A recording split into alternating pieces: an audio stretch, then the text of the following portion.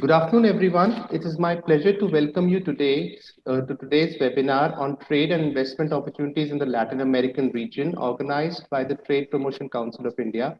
This webinar will focus on the positive momentum and dynamism of Indo-Latin American economic engagement, the factors that have propelled their strong bilateral relationship, and the key areas of potential for future collaboration that can benefit the industry and also citizens of both countries.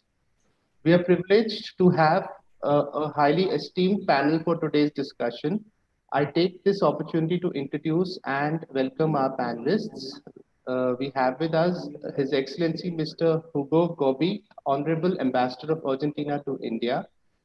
His Excellency Mr. Juan Rolando Angulo Monsalve, Honorable Ambassador of Chile to India, and His Excellency Mr. Federico Salas Lotfe, Honorable Ambassador of Mexico to India.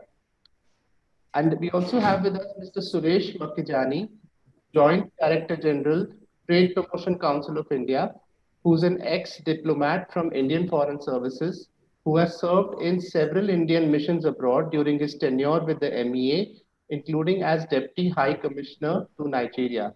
So I welcome you all and thank you so much for joining us today. At the outset, I would like to give a brief overview of India-Latin America relations to set the agenda for this discussion. When synergies and complementarities are strong and they are backed by the power of determination and mutual trust, bilateral relations can transcend the barriers of distance, culture, and language. This is well illustrated by the manner in which India's trade engagement with the Latin American region has improved over the past decade. Despite the obvious constraints, Indian exports have managed to penetrate Latin America and also proved to be competitive in terms of price and quality. Exports from India to Latin America were recorded at $10 billion in 2019-20 as compared to $5.6 billion in 2009-10. Imports during the same year were estimated at $17.1 billion compared to $9.4 billion in 2009-10. Data has consistently shown that India exports more to Latin American countries than to neighboring or traditional trade partners with the same or larger market sizes. So this is an important fact to consider when we consider our relations. Latin America accounts for around 28% of India's global car exports. As per estimates, India is also the second largest exporter of motorcycles to the region. India's pharma exports have helped bring down the costs of healthcare in Latin American countries over the past 2 decades. India is also a prominent services provider to Latin America with over 2 dozen Indian IT, BPO, and KPO firms having an estimated annual turnover of $1.5 billion. Besides exploring the local market, they are also using Latin America as a base for serving Europe and North America. Now, LAC's total services exports have a larger share of traditional as opposed to modern services. The tourism sector accounts for almost half of LAC's services exports. Major services imports by LAC include other business services, telecom, computer and information services, government goods and services, insurance and pension, and IP services. Visibly, India has many trade opportunities in services that need to be explored. The success stories of companies like Bajaj, Mahindra, Hero, TCS, UPL, Novelis, and Motherson Group are inspiring case studies of how Indian companies have successfully penetrated the Latin American market.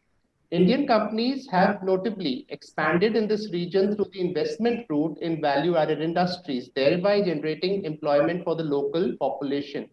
Going forward, mining is obviously an important and relatively untapped avenue for investment due to the region's rich mineral resources, particularly copper, iron ore, gold, and silver.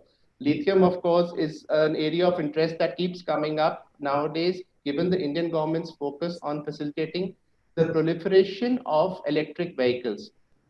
Currently, the scale of Indian investment in Latin America is at around $12 billion, while the latter's investments into India are at around $2 billion.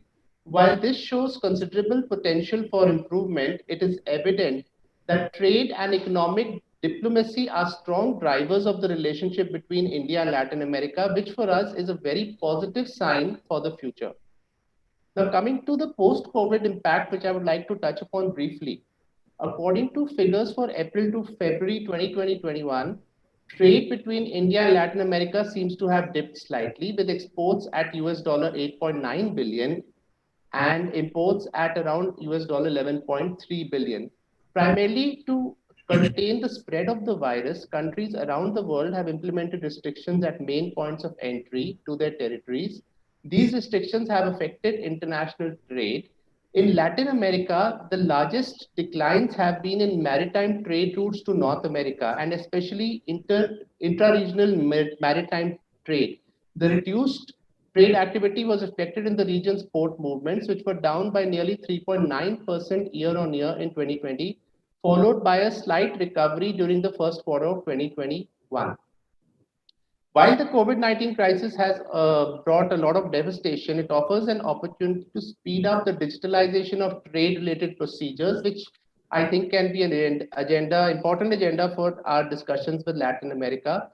Countries should consider permanently retaining some of the measures implemented in the wake of the pandemic, such as acceptance of electronic phytosanitary certificates and having fewer physical inspections, which I think would help propel trade further. Now, I would like to request Suresh Makhijani sir to deliver his inaugural address.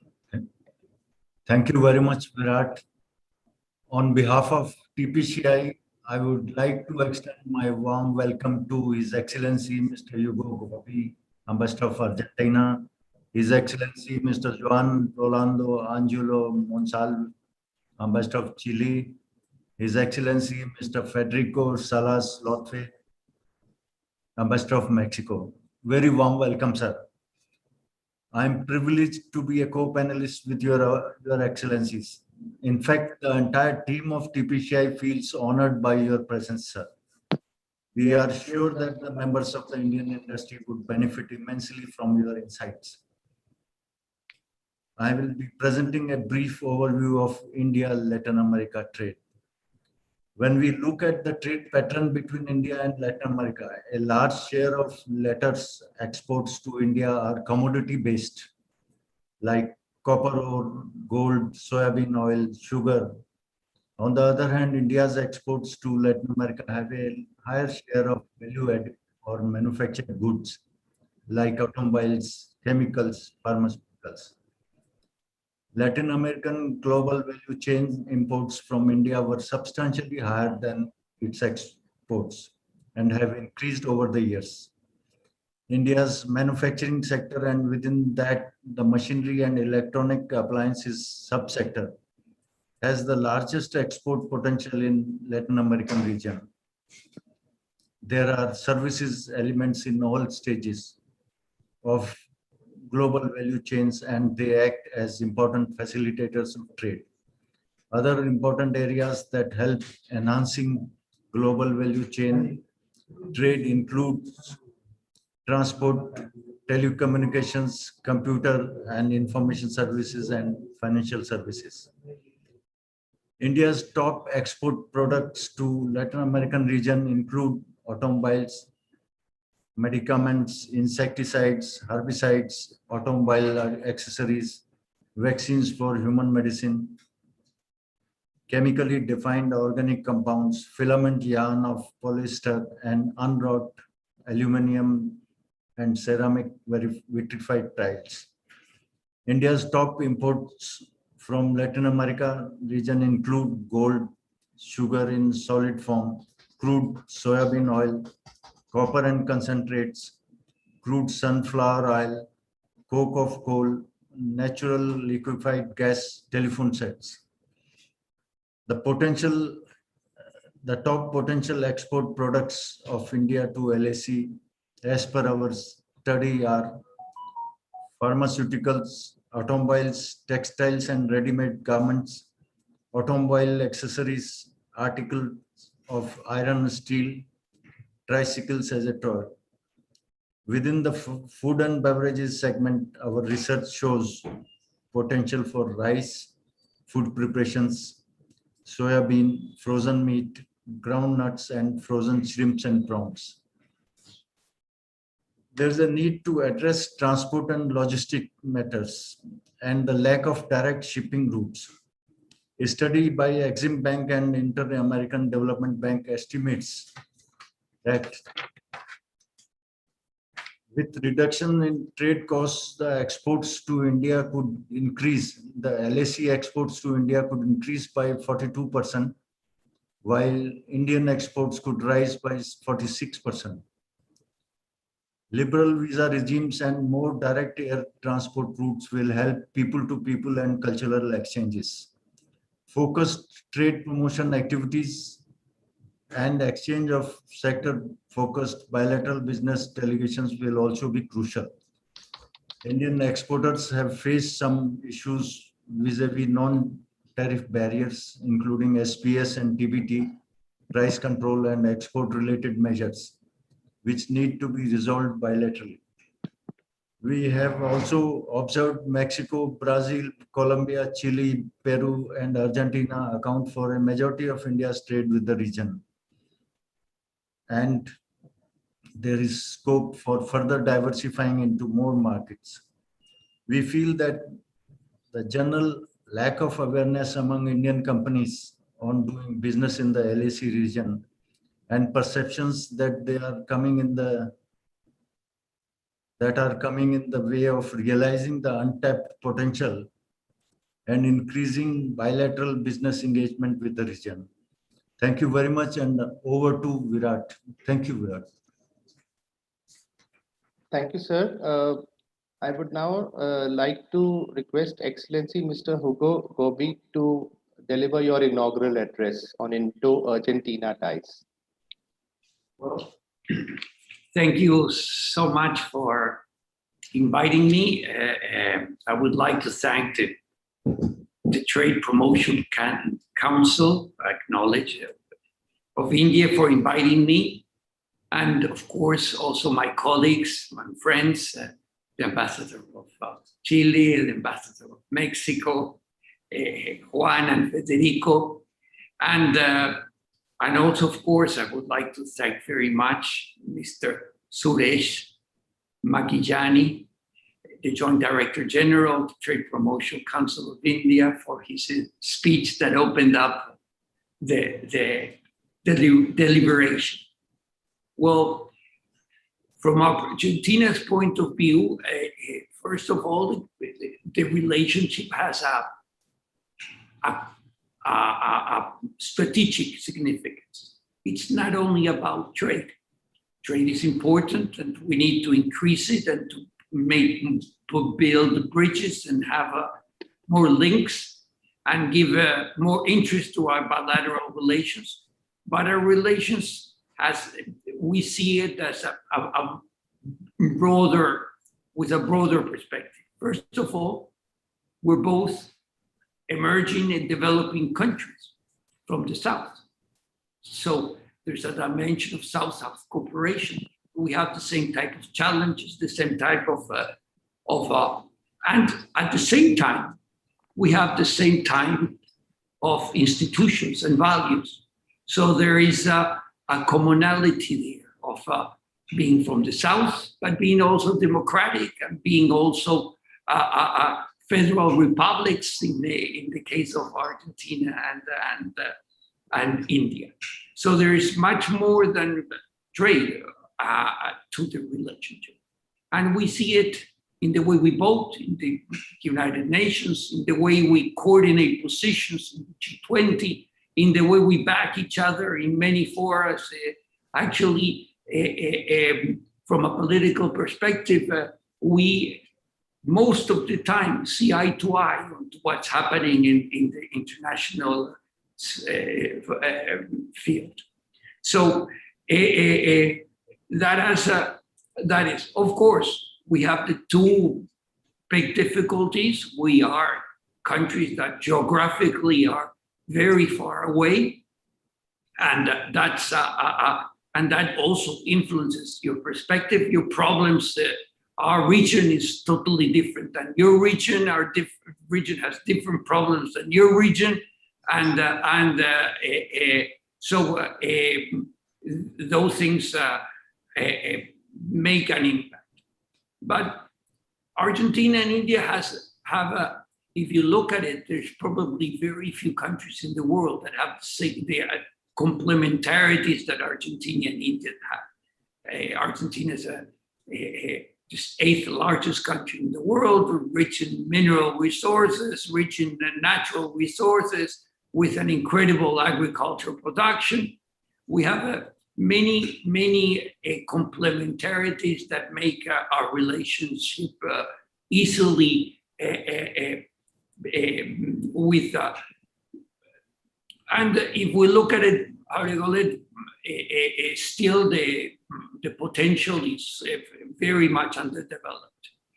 Our bilateral trade is about 3.3 billion US dollar, and but it's still very much in Argentinian export, very much concentrated in soja oil and sunflower oil, edible oils. So there is much area for expansion. There's big complementarities that come out immediately easy to see in, for example, mining. For India, lithium will be an important mineral, and also in oil and gas. And Argentina, as you know, has the second largest shale gas reserves in the world, and the 4th largest shale oil reserves in the world in Vaca Muerta. And that's an area where there has to be more complementarities in the energy sector, and in, of course, the mining sector also. Argentina is one of the lithium triangles together with Chile. So there is a lot of potentiality there. And there's a lot of potentiality in also some other sectors that people would not think of. The largest investment of Argentina in India is from a company called Global, and it employs 2,400 engineers in India, how do you call it? And it's a unicorn, And India is very strong in IT, but Argentina is very strong also in IT. Argentina has 6 unicorns and has one of the most vibrant IT sectors in at least in the developing world. And there's great potential of cooperation and of cooperation. Also in the nuclear area, Argentina, as you know, has been very advanced in some specific areas, the nuclear research reactors. And we export nuclear research reactors. We export it to Algeria and to Holland and to Australia. And that's an area where India is very also developed, but there's potentiality of cooperation in those fields, which could be of great. And of course, in the agriculture sector, we look at that from a very South-South perspective. And how do you call it? Our South perspective is different. We don't try to influence what you have to do. We say, well, how we can help. And in that area, Argentina has an ag tech that is very developed. Argentina's agricultural production, we produce food for 450 million people. And it's not only because the weather is very good, there's plenty of rain, because it's all, and the land is very good. It's also because of the technological capacity. And there, I think we can share and we can cooperate together and increase our mutual capacities. I think the relationship has to be how we can together increase our mutual capacity and face the challenges of development. Thank you. Thank you so much, sir, for your. Thank you so much, sir, for your address. I just have a few questions which we have come from our audiences regarding Indo-Argentina ties. The first one is particularly interesting. It talks about the current level of awareness and perception about India as a nation brand in Argentina. And where do you see potential for Indian investments in Argentina and in which sectors? Well, actually, there's sectors where the potential, the views are, it's easy to see. India has an industrial base that wants to develop, and it wants to be a very powerful in the automobile sector, and well, the sector will move into electricity, and you will need the batteries. And I think there's a lot of potential of investment of India in mining, but not only in lithium, also in copper, also in gold. India has an incredible sector producers of jewelry. I think that Argentina is very rich in gold and silver, so there's a lot of potential of investment there. Also in the energy sector, you can see the resources are there, and you have to put them into value, and for that you need investments, and but it's easy to see it because India needs those type of resources, so it's easy. But in other areas, I think there's a lot of potentiality even in areas where both have not such how do you call it, easy complementarities. Like we're now helping a company that's called Terragene to invest in India.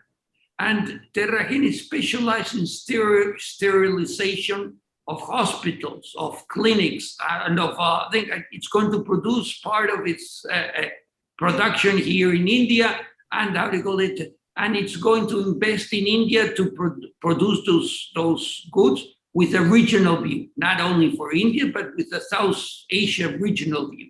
And so I see that even in many areas that are and I would like to see investment of India, for example, in the food production in Argentina, in the agriculture sector, agro-food sector. I think that would be of great help. But well, thank you. Okay. Sir, what role do you feel the Indian IT sector can play in the Argentinian economy, particularly as digital medium is proliferating? Sorry, I didn't get the last. The Indian IT sector, what role it can play in the Argentinian economy? Well, we have seen that it's already playing an important sector. The largest investment of Argentina nowadays is Coloban, an Argentinian unicorn, and it is exporting many IT products from India. So I think India can play a very important role as a bridge for many markets where it's not that easy for Argentina to have access. And Argentina can be a bridge to India for the especially the Spanish-speaking world, which is Spanish is the second most spoken native language in the world, and Argentina, as well as Chile and Mexico, of course, can be bridges so I think there's a lot of potential in the IT field. Okay, thank you, sir. I would like to come back to you a little later. I would like to request Excellency Mr. Juan Rolando Angelo Monsalve to deliver his inaugural address. Yes, thank you. Thank you very much, sir. Thank you. Thank you. First of all, thank you to the Trade Promotion Council of India for the kind invitation. It's a very good opportunity for us to explain to this audience what we are doing.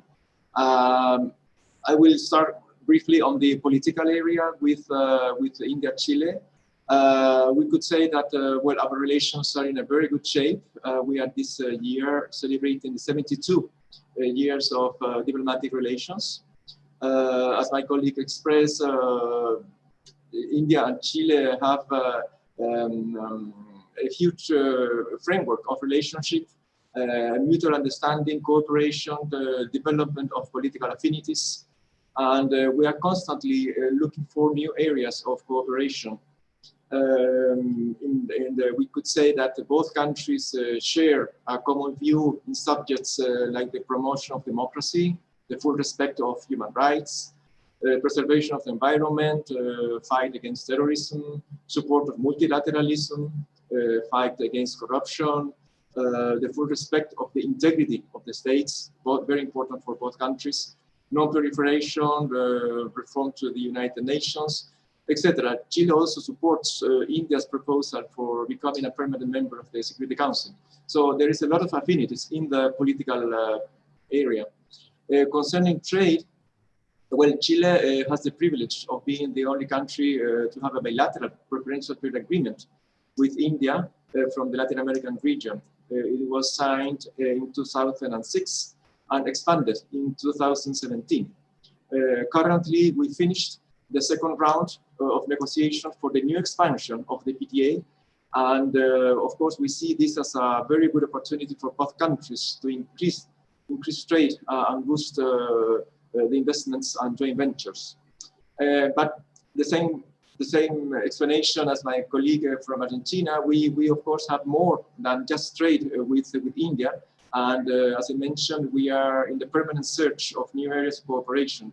Just to give you a very quick view of what it is, we could mention our cooperation in mining and geology. Both countries expressed an intention to cooperate in lithium extraction. We are part with Argentina and Bolivia of what called the lithium triangle. And we have a working group on this area. And before COVID, we received a visit of an Indian delegation in Chile. They had meetings with people there, Minister of Mining. And we think that this is a very good area of cooperation. And we are looking forward to reestablishment of normal travel conditions to continue this development, this cooperation. I can mention the space, astronomy in particular, and satellite cooperation. There is the idea to install in the south part of Chile, in Chile and Patagonia, one Indian tracking satellite station that could help boost this cooperation in this area. That is currently in discussions.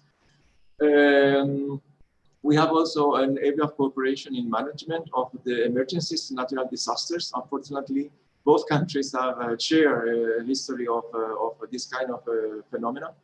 And we are working with India in that. And also we are a founding member of the Coalition for Disaster Resilient Infrastructure, which is an Indian initiative that we are following very much.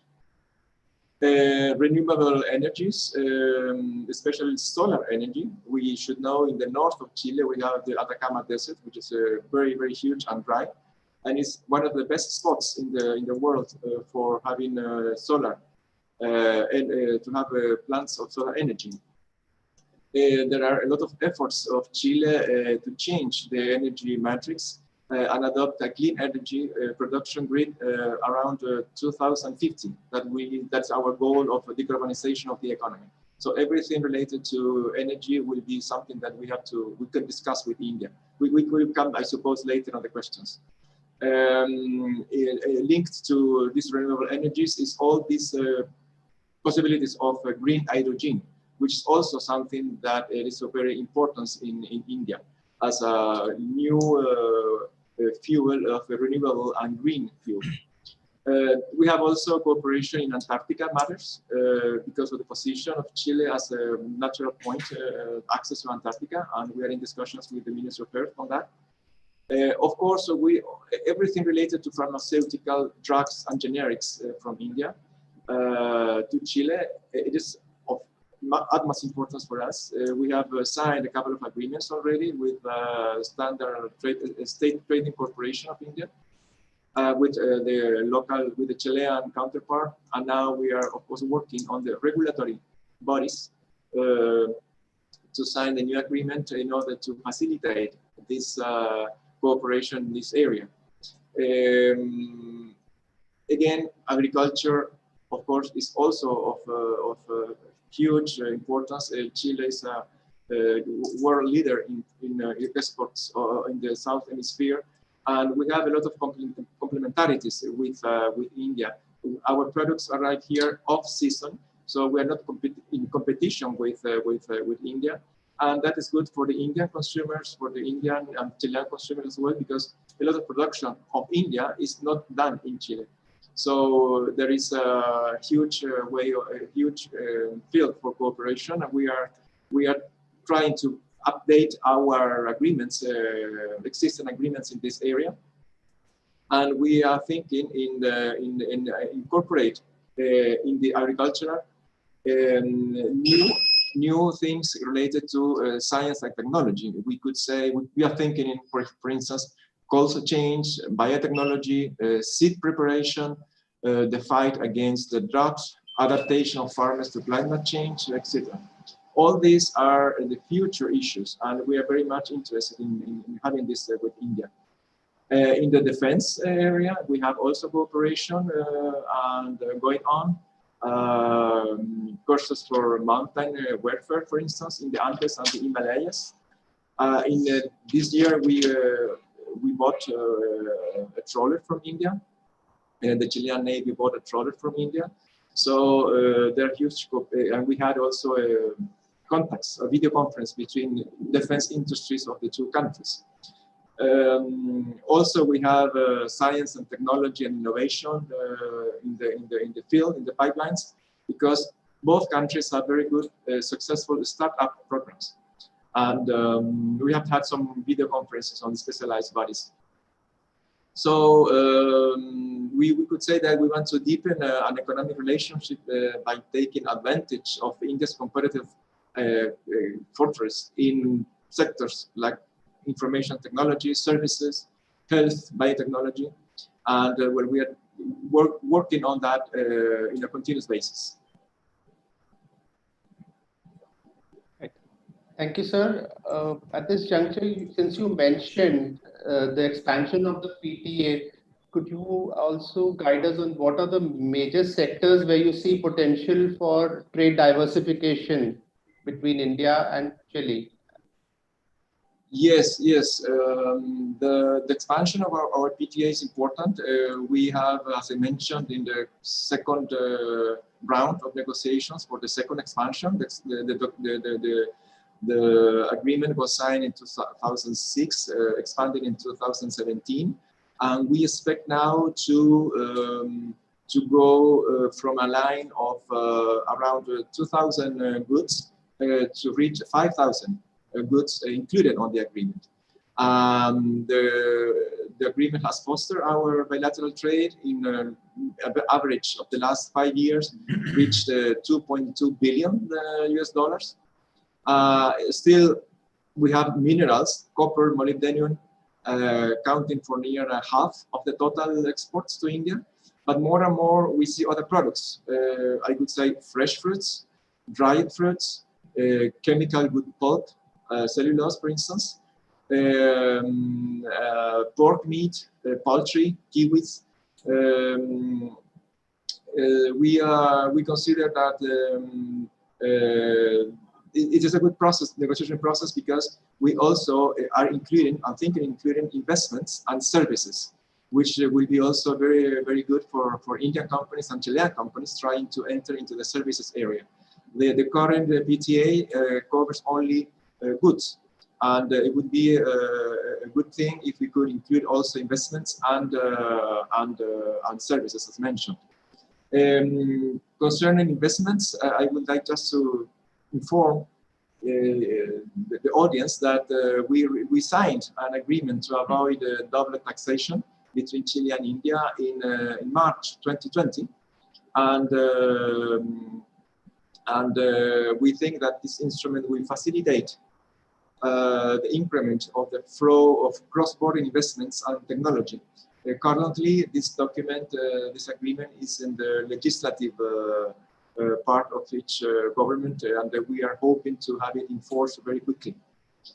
And finally, I would like also to mention that we have recently created a business council, Chile and India, which is co-presided by businessmen from both countries. And the main purpose is to create confidence first, knowledge, and foster business, and explore possibilities of joint ventures or mutual understanding in the entrepreneurial community of both countries. That was launched some months ago.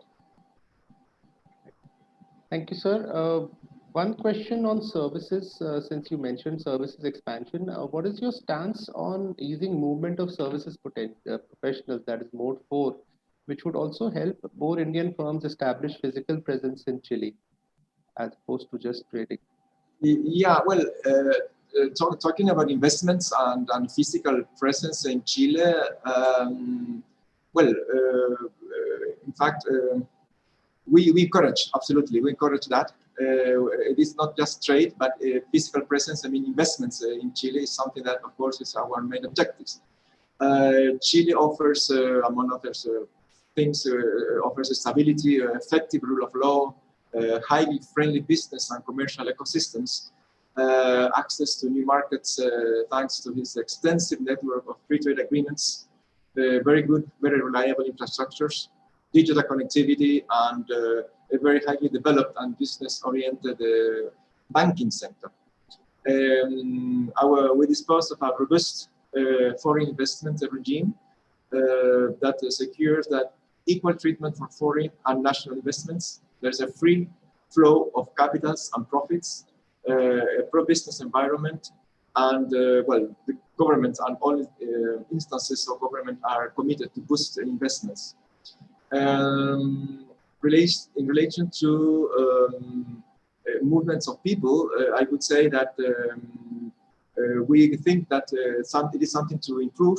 I would inform also that from 2 years ago, Chile allowed the entry of Indian nationals into the country only with a valid visa for the USA. So no need to, if you have a businessman, you have a valid visa to the USA, you can go into Chile as a tourist for up to 90 days doing business there. So no need to come to the consulate and ask you for a visa. In the more expanded framework, we are trying also to do the same in the Pacific Alliance scheme that you may know. Pacific Alliance is a group of 4 countries, Colombia, Peru, Mexico, and Chile. And the idea is to facilitate also the movement within those 4 countries for the Indian businessmen. We would like to advance in a bilateral way to the e-visa system with India, facilitate the movement of people. But that requires the establishment of migratory information exchange mechanisms. So we have proposed that, and it is in the hands of the Indian authorities. And we are looking forward to increase and facilitate this movement of people between our 2 countries. Thank you, sir. Thank you so much. I would like to request now Excellency Mr. Federico Salas Lotfe to deliver his inaugural address.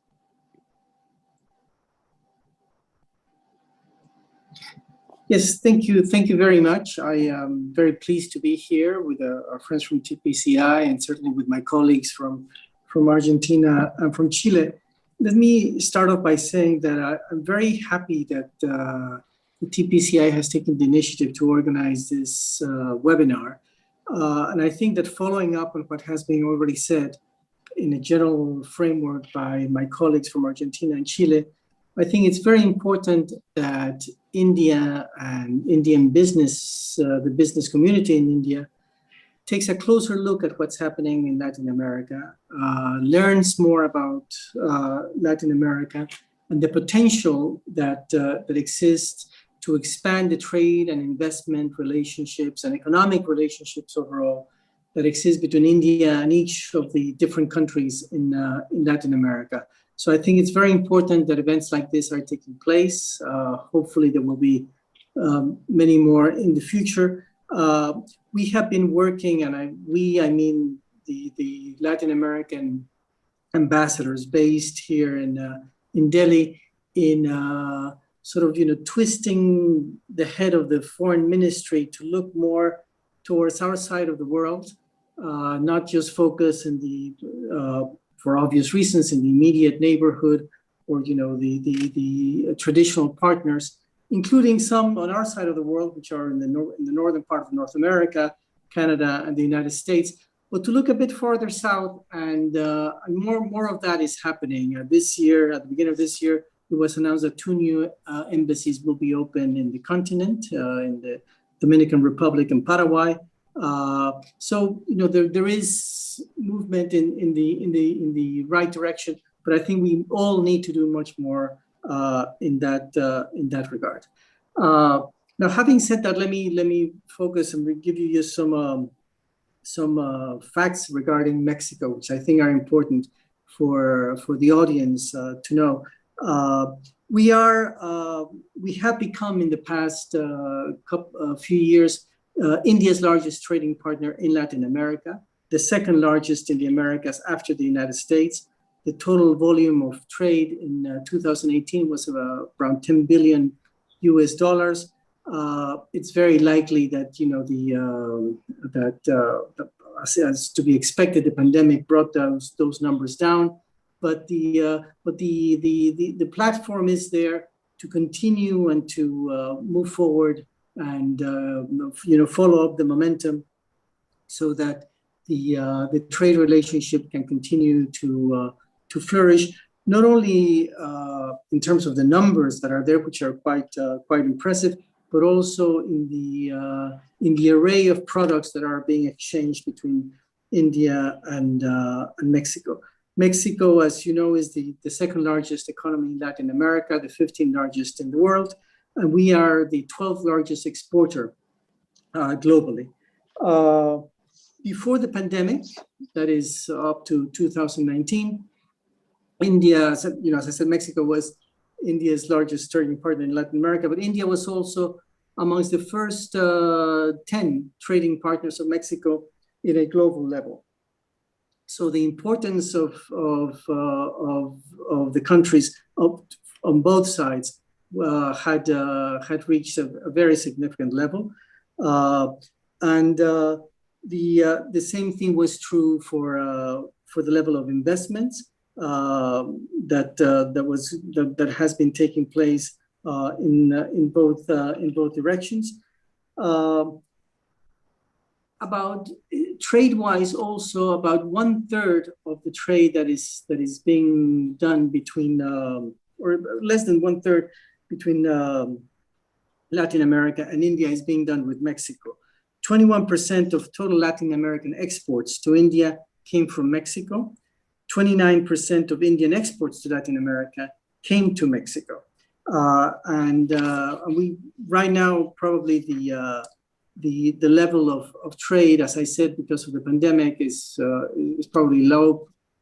We're estimating something between $7 to $8 billion.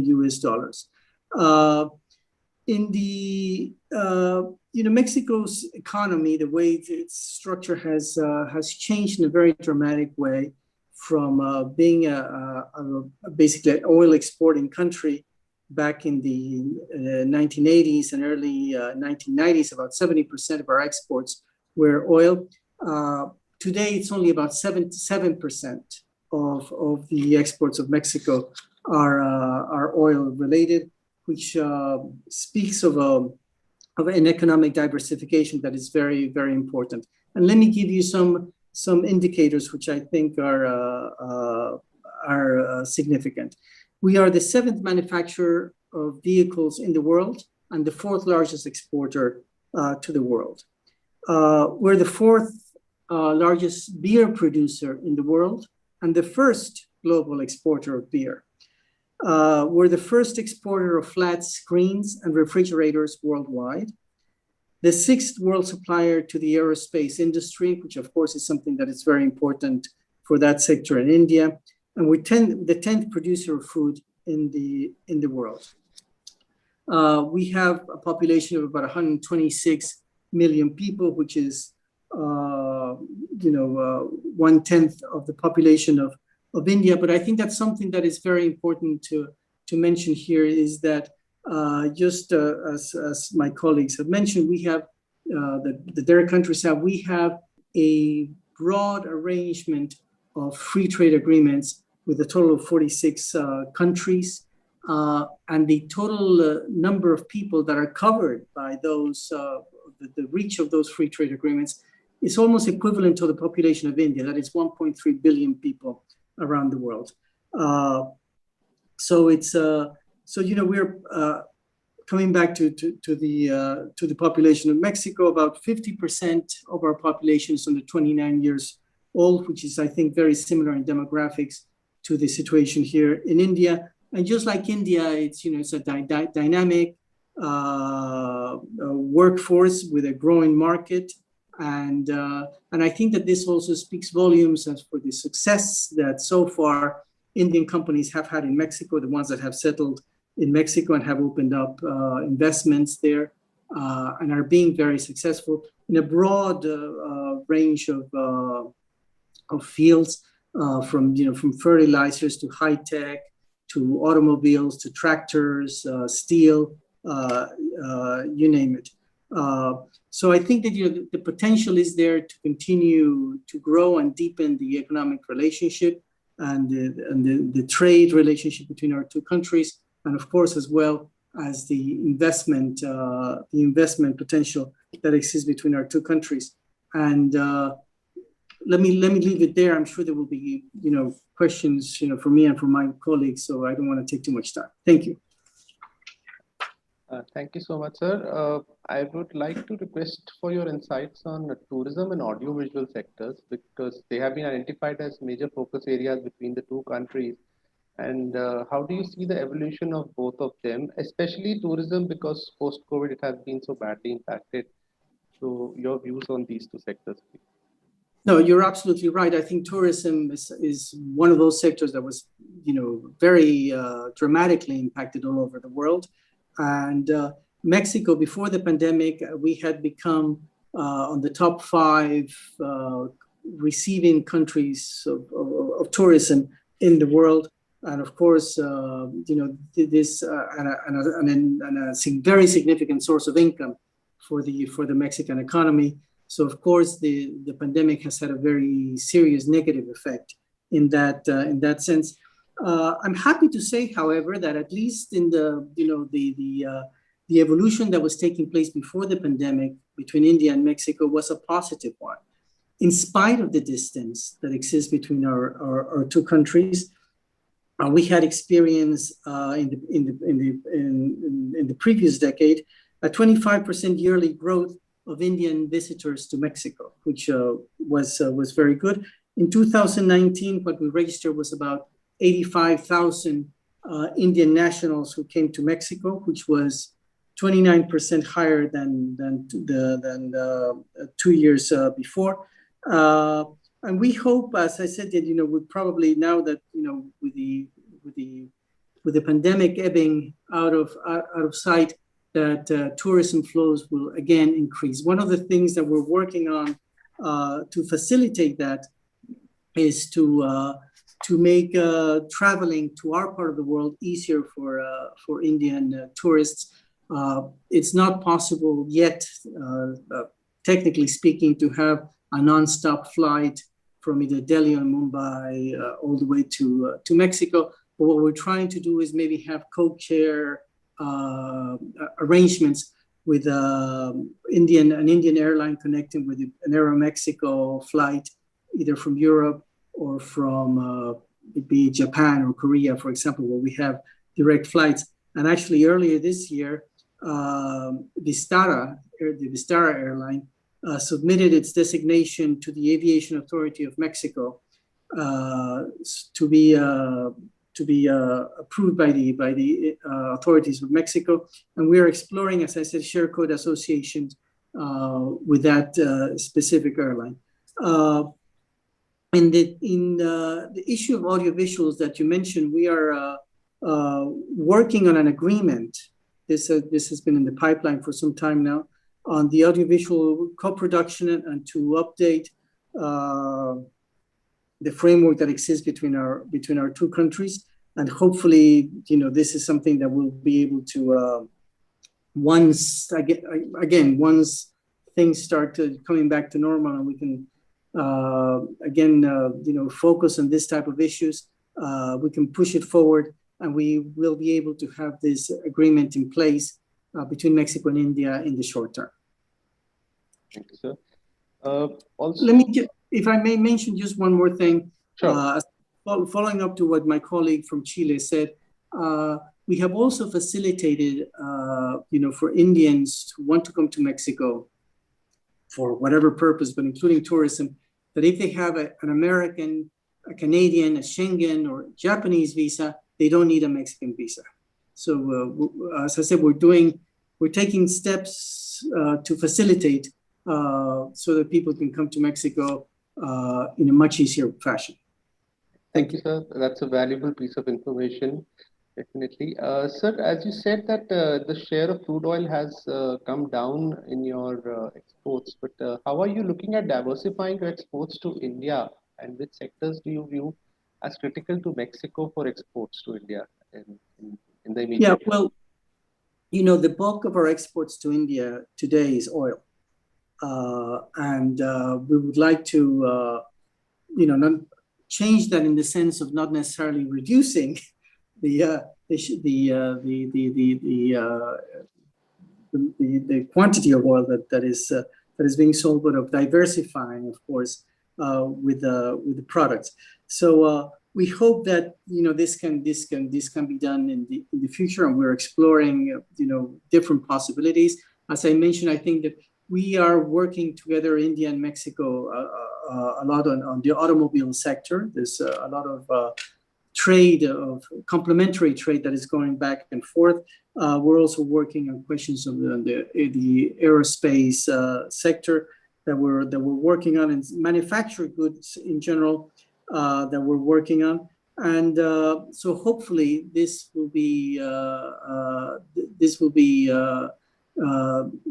the face of our trade relationship in the future as we diversify even further to other areas. The pharmaceutical sector is also growing, especially from India to Mexico. We are of course interested in bringing some agricultural products from Mexico to India, but there's this whole question of new technologies that are being developed that I think are the new frontier in some ways of the trade relationship. Mexico is very keen and interested in everything that India is doing in terms of innovation in different areas, and we certainly hope to be able to tap into that as we move towards the future. Thank you, sir. Thank you all, Excellencies, for your views and sharing your insights with us. I just have a few questions more from the audiences, which I would like to address with each of you. First of all, Excellency Mr. Hugo Gobi, this is related to the disruptive impact of e-commerce. In the spirit of South-South cooperation, which we have been talking about, what is your stance on the disruptive impact of e-commerce, and how businesses, particularly SMEs in developing countries, can be helped and enabled to thrive in this paradigm? Well, here we have a structural change in the production and in the trade in the world. So I think that's an area where you cannot go against it because it's a structural change. You have to get prepared to get the most benefit from this situation. And I think there is a potentiality for South-South cooperation, and that is evident. I think I was mentioning the 6 unicorns that Argentina has, and some of them are linked to e-commerce and ideas. So I think there the complementarities are evident, and the possibility of working together are very important. Thank Sir, I think we've already talked about electric vehicles and lithium. There's one question on Argentinian companies. When we're talking about post-COVID shifting of value chains, investments in manufacturing. So, what would be the critical sectors where Argentinian companies would now be looking into towards India, and what mechanisms are being worked out right now to assist those investments? Well, I think one thing that we have to work very hard in our relationship is to lower, first of all, our logistic costs. That's a big challenge because our logistics costs are very expensive and the transportation costs are very expensive. And this goes beyond Argentina. It's with the whole region. I think we have to think about it in a very structural way and reduce that. And also, there is another area that Argentina is pushing forward and together with our partner from Mercosur, and it's, how do you call it, trying to push forward a trade negotiation. We have an agreement like Chile has, Mercosur has also an agreement, but ours is very limited.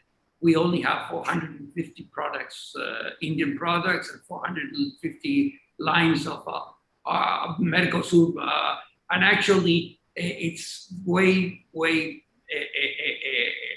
too limited to push forward our bilateral trade relations.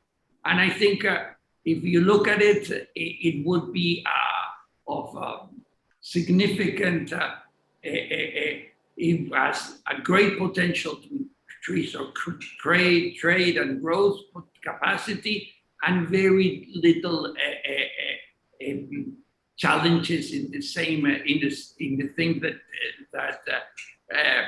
so I think those are our two lines, and of course another third line to improve is having more investments on both sides, because if you only have trade, it's vulnerable. Prices go up, then how do you call it? Situations change.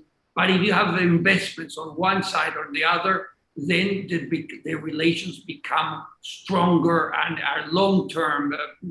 The commitment, it's a totally different type of partnership, and I think those are three things that we have to do together: improve our logistics, negotiate agreement between Mercosur, because we negotiate together as a bloc. And the third area, increase our mutual investments so our trade relations are more stable and deeper. Sir, I would like to now come to Excellency Mr. Monsalve.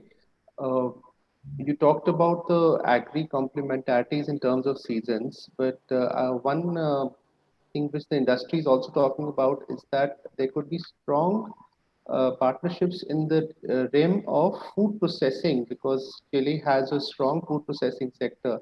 So how does your government view these collaboration opportunities, and how are you working on capitalizing them?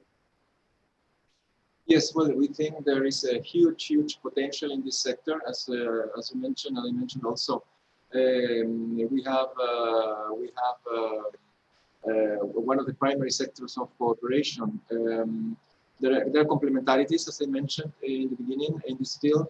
The opposite hemisphere, our production will arrive here in counter season, and we did not produce a lot of products that are produced in parts of India. And of course, we are trying to include all these products in the expansion of the preferential trade agreement. But as one of my colleagues mentioned, it is important to have trade, but not only trade, and it is important to have also a PTA. We have also to deal with non-tariff barriers to commerce. In that sense, we have created a working group in sanitary matters in order to accommodate all what is related to sanitary issues, regulatory formularies, etc. And this group is presided by regulatory authorities in both countries. Members have been already nominated, and we are working very closely with the Indian Ministry of Agriculture in this matter. We are also negotiating a new agreement in agricultural matters. We think that both parts will be beneficiaries if we start including some more high technology in our changes in agriculture, particularly in agribusiness. And we are thinking in areas like biotechnology, like seed preparation, like how to prepare villagers and peasants in both countries against the drought, how to create more resilient villages, for instance, how to improve what is in cold change. We know that a lot of crops in India are lost because of lack of proper management related to cold change. And we could perhaps collaborate in that area. We have some experience on that. We are trying also to create more resilient policies adapted to new circumstances, like, for instance, COVID, or new things that could happen in the future. It is important to include the technical institutions. We are working on that with the Indian Council of Agricultural Research, for instance, or the National Initiative on Climate Resilient Agriculture of India, with Chilean counterparts, and we hope that the MOU is in final steps of negotiation, and we see that as a very good opportunity for both countries. As I repeat, that we are interested also in having this, including sectors of high tech in the agribusiness area, which is the future for the sector. Thank you, sir. You mentioned about renewable energy. Can you also brief us again, in India's clean energy market, Yes. what opportunities you see for Chilean firms? Yes, well, we have, as a lot of countries, ambition in decarbonize the economy by 2050. And that needs to have sources of energy which are clean, renewable. And fortunately, we have, because of our geographical conditions, we have one of the most powerful solar radiations in the world. And we have very consistent onshore winds that can, studies have said that we could produce up to 1.8 gigawatts in renewable electricity in the next years. The Chilean neutral carbon neutrality plan also is also based on the, as I mentioned, green hydrogen, which is very important also for India and for Indian companies. I'm thinking in huge company huge amounts of electricity. They could be interested in seeing Chile as a production of green hydrogen. All studies indicate that our country will be one of the most cheapest producers of this fuel. Studies are saying that perhaps there will be a $1.3 per kilo of green hydrogen in the horizon of 2030. And we have launched a couple of months ago a national strategy on green hydrogen. And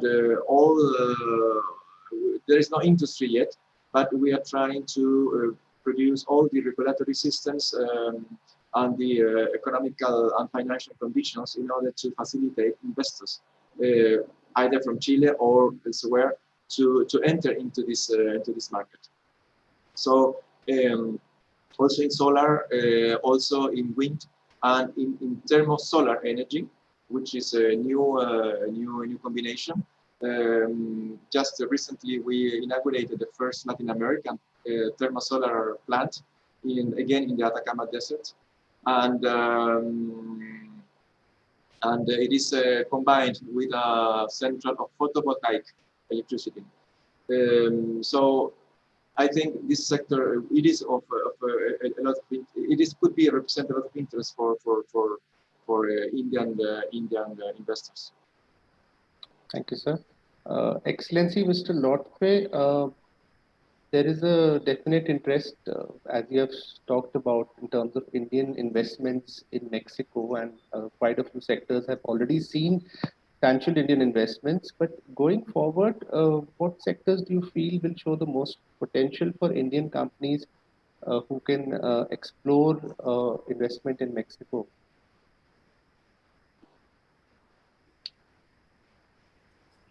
Thank you. Yes, I think, as I said, I think there's a broad range of sectors that are there. Well, first of all, let me say that I think that already the presence of Indian investments in Mexico, there's about 80 some Indian companies in Mexico, and I think that they are all looking into expanding their footprint in whichever sector that they're working in. I think the automobile sector is something that will certainly be an area that will be of interest to the Indian investor, and especially now with the possibility of moving into the electrical vehicle manufacturing. The pharmaceutical sector is certainly something that is very important. I think that now with the many things have changed since the onset of the pandemic in terms of the awareness that exists in Mexico as to the importance to expand the pharmaceutical presence of countries like India in Mexico, and I think that is something that now presents a new important potential. Steel is something that I think is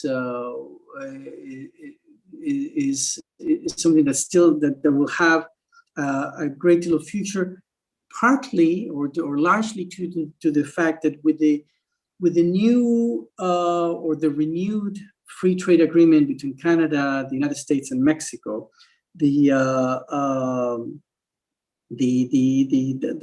quota of production of steel in Mexico has, for access to the North American market, has increased considerably. So I think that there's an enormous potential there. We already have some steel presence of some steel companies from India in Mexico, but there's certainly more will be very welcome, and they can take advantage of that possibility. And finally, I think the aerospace sector is something that can also take full advantage of the opportunities that Mexico can provide for manufacturing there. Thank you, sir. There's one question on the potential of agricultural trade, just the last one from the audience. How are the two governments looking to enhance market access for agricultural products, and where do you see the potential, and if you can mention from both perspectives? Between Mexico and India? Yeah, agricultural trade. Okay, right. Yeah. Well, the potential is certainly there. We need to overcome some of the restrictions that both sides have in place for agricultural products. We are working on that. We have had a few meetings and some conversations in order to advance in that direction. We're working closely with the Ministry of Agriculture here, precisely to expedite the access of agricultural products. And hopefully that will be something that, again, is something that I'm looking forward to, that there will be an improvement in the not so distant future, so that market access in both directions can be eased for a large number of products from both sides. Thank you so much, sir. Thank you so much, Excellencies, for giving us your invaluable time. I would just request, before we close the session, if you could give your closing remarks on the larger Indo-Latin American synergies and areas where they can focus on in the post-COVID world. So starting with Excellency Mr. Gobi, please. Well, I think what has been shown by not only by by my presentation, but by other colleagues, that there is a lot more than just looking at the trade of commodities. There's a lot of potential in science and technology. There's a lot of protection capacity on both sides that has to be explored and has to be complemented and has to be put into value. I think that's a message both sides have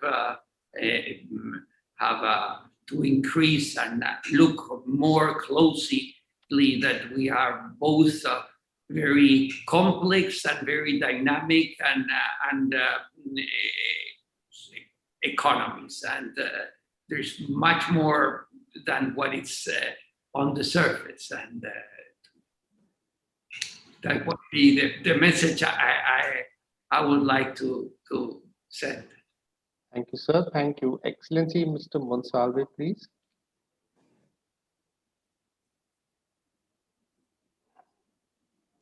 Yes, thank you. Thank you very much. Well, concerning this COVID situation and after COVID situation, well, I think both India and the region, Latin America as a region, have both suffered a lot due to the pandemic. Just as a number for the first, the initial period of this pandemic, Chile experienced a decrease in exports of 7%, and the industrial sector was the most impacted with 11% less of production. And the agricultural exports were also 7% decrease. But also our imports decreased a lot, 16%, which means around $3,000 million of products that Chile could not buy from abroad. A part of those could have been Indian exports. So I think this is something that we have to resolve together, because it is not only one country that will be solved, or it's a together problem. I think we could do together perhaps monitoring the breakdown of supply chains and work together in building up a more resilience the supply chains. That means that we have to look for new markets, new actors to incorporate in our respective spheres. And we also have to try to see how we could be part of a global added value chains, which is something that everywhere has suffered with the pandemic. I note that, of course, this idea of ameliorate the logistics, it is something very important. India and Latin America are very far away, but we will be always far. There is no way to be geographically closer. So we have to go by this and improve communications, improve logistic chains, create, for instance, a direct shipping line between South America, Central America, and India, and not we are now forced to stand by one or two intermediate ports that increase tariffs and takes longer in order to reach our products and your products in the region. We have to collaborate to identify and address trade disruptions. I think it's in the interest of everybody to ensure that our business remain open for everybody. And in order to facilitate the flow of essential goods and supplies for countries like medium-income countries, like medium-high-income countries like Chile or some countries in the region. I think that that needs to engage in a private public sphere, and also in a multi-sector coordination within every country, and later go on an enhanced multilateral cooperation. Yeah, I think that could be some ideas that we could take from this COVID experience, and well, we are looking forward to collaborate with India in that sense. Thank you, sir. Excellency, Mr. Lotfe, please. Yes, thank you very much. I building up on what has been said by my colleagues, I think that as I mentioned at the beginning of my initial presentation, I think that we really need to take up from where we left before the pandemic hit us, and the dynamics and the momentum was there for a closer and greater and more diversified relationship between India and Latin America in general. And I think this is something that we need to sort of pick up the pieces and continue working from there. A number of things that I think should be highlighted. I think that we really should find mechanisms to boost trade and investment that will be sort of insulated against the type of shocks that we had, such as the one now with the pandemic. We need to work more and more in mechanisms that will show that that the world can have more of a spirit of solidarity rather than the contrary of that. I think we've seen many examples where that has been very counterproductive, and I think the emphasis, as I had mentioned before, should be placed on some areas of where the future lies, which is the question of innovation and strengthening certain sectors of technology. Certainly, the pharmaceutical one, I think, will have need to be strengthened, not only because of the pandemic that we're still struggling with, but in order to avoid future crises like the one that we have experienced, and to make the share of, in this case, vaccines and medications and whatnot, in a more equitable way, for everybody. I think that what this pandemic has highlighted to us, and I think it's something that seems very obvious, but it needs to be emphasized, is that we're all in this together. It's like the same issue like in global warming and some other questions like that, and we really need to work on in order to overcome them together. So this is something that we have learned, and I hope that we don't forget it as soon as we feel that the situation is over. So that's where I think we should move forward in the post-pandemic world. Thank you. Thank you so much, sir. Thank you so much, Excellencies, for this, for your time and for your very insightful views. I would like to emphasize what I said in the beginning. I was really impressed to see the fact that in the past decade, the way India and Latin American economies have engaged, despite the barriers of distance and language, which we've been talking of for many decades.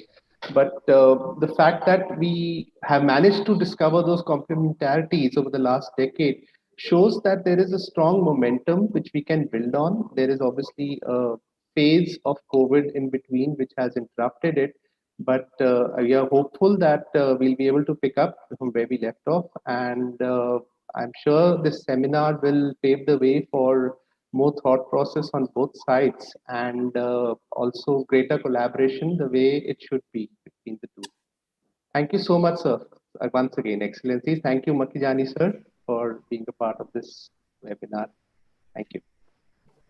Thank you. Thank you very much. Thank you. Thank you very much.